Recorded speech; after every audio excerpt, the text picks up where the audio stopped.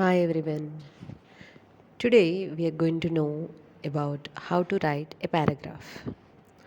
A paragraph is a unit of writing which conveys one idea or thought supported by examples or details.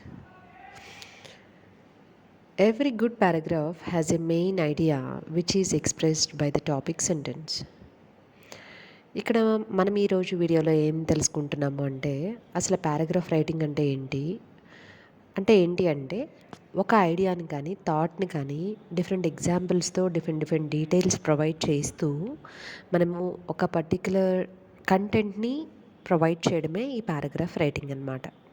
So ఒక good పారాగ్రాఫ్ని మనం రాయాలి అంటే first of all దానిలో ఏముండాలి అంటే topic sentence అనేది ఉండాలి.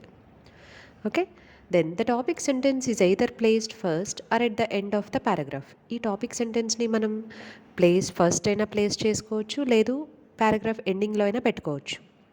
The supporting details are expressed through supporting sentences.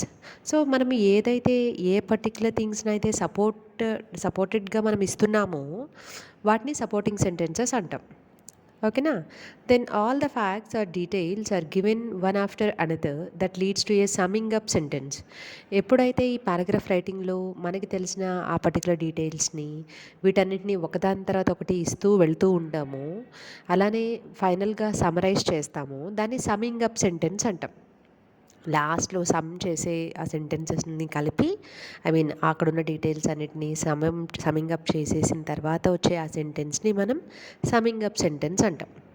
Okay, so a well written paragraph consist of 3 main parts, namely a topic sentence, a supporting sentence and a closing sentence.